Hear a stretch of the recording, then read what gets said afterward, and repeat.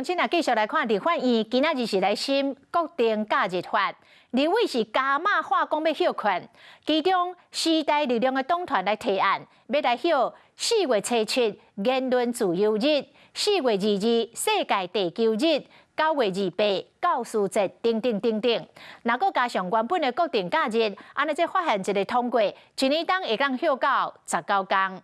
民进党的立委林静怡讲，这国定假日的重点毋是伫个假日，重点是啥物款的日子对老百姓有共同的记忆，或者是重要的价值。啊，另外一边，这个国民党的立委尤玉兰认为，为着放假而放假，爱个补班补课，安尼只会拖倒着工作的动力。部长觉得有可能就是只弹性放假不补班吗？我刚其实一开始的时候有报告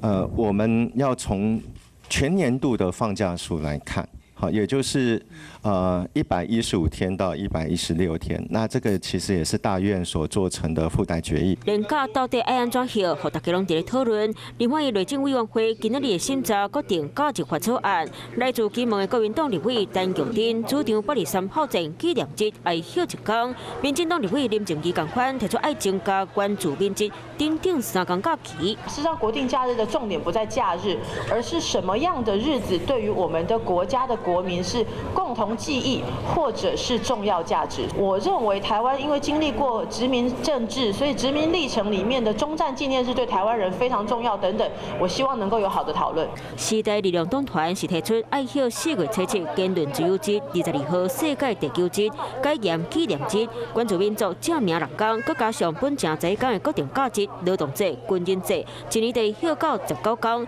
不过调整年假时间，该爱补班，敢若今年就补班6摆，和哪里委员发声联署请求，应该爱制度化。每个礼拜好像都遇到补班，一时之间觉得放假很愉快，可是补班感觉就是会有一些比较劳累的状况，所以我认为人事行政局确实要把它一个制度化，有点像人工加味的这个小确幸。那到最后，这种确幸这个味道会变的，而且还会让整个我们的不管是工商或者包括教育界反而都是整个拖垮了我们国家的进步。到底爱放倒几天假会安怎休咧？和朝野立委拢来关注。希望对一般民众来讲，休假是袂歹代志，不过休伤济，恐惊阁会影响到民生经济。有事没事赶紧转开华视，还没有订阅华视的 YouTube 频道吗？赶紧按赞、订阅、开启小铃铛，我们华视 YouTube 见。